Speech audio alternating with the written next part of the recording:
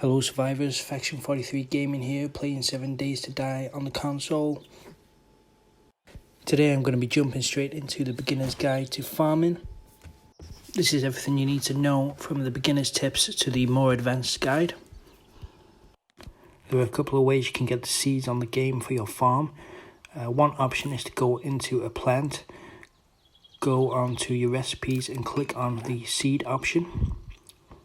The other way is you can find them in the game. It could be in a pile of rubbish or on a zombie. You'll find that already in seed form. The next thing you need to know is the garden hoe. You need the garden hoe to hold the ground before you plant the seed. If you was to plant a seed before hoeing the ground, you would only get one item returned for every seed that you plant, making the whole process pointless. Now once you have hoed the ground, you will find that you get double your items back at least.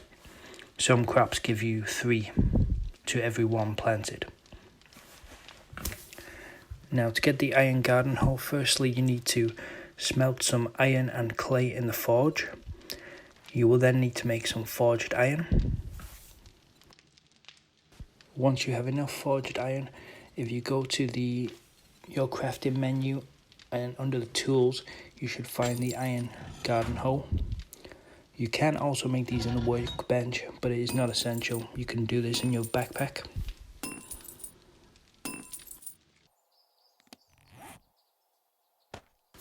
Once you have created your garden hoe, if you use the left repair option, this will hold the ground ready for your seeds to be planted. If you use the right option by accident, this will destroy the ground.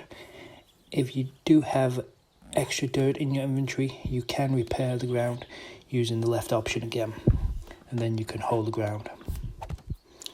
Okay, so once you've done that, if you just plant your seeds,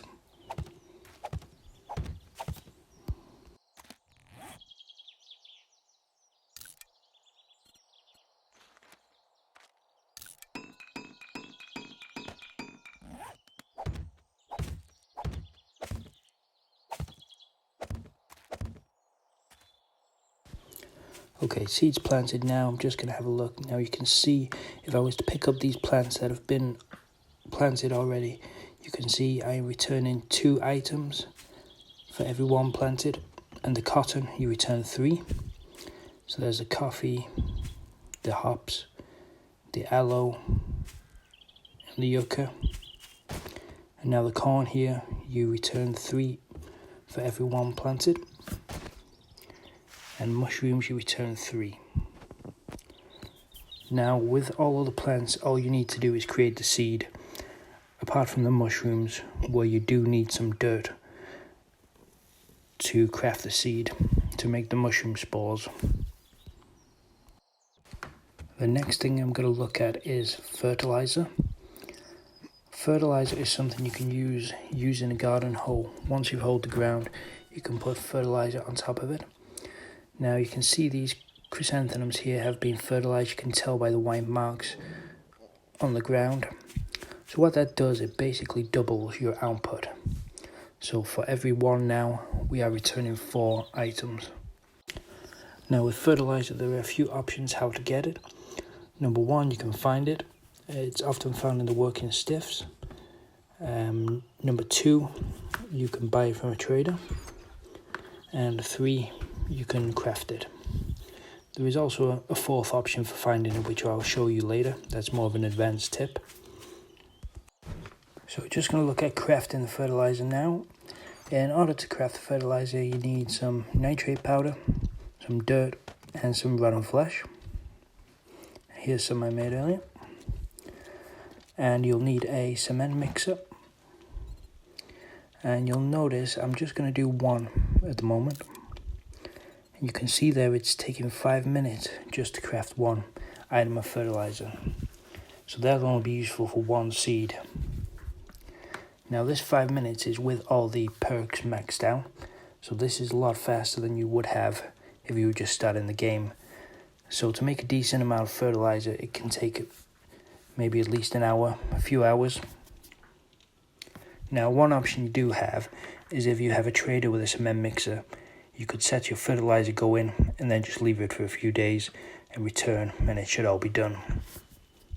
Or alternatively, if you have a few cement mixers at your base, you could just leave one set aside for the fertilizer. Now the final way to get the fertilizer, you can actually dig it up in the burnt forest biome, and it will look like white flecks of nitrate on the floor, like here. So if you start digging here, you can see in the bottom corner we are now getting some fertilizer. And as I said before, it could take a few hours to get even just a little bit of fertilizer. But if you can locate this in the burnt biome, just dig it all up. And just with a few minutes of work, you can really have a decent amount, which will help you start your farm. This can be done from day one.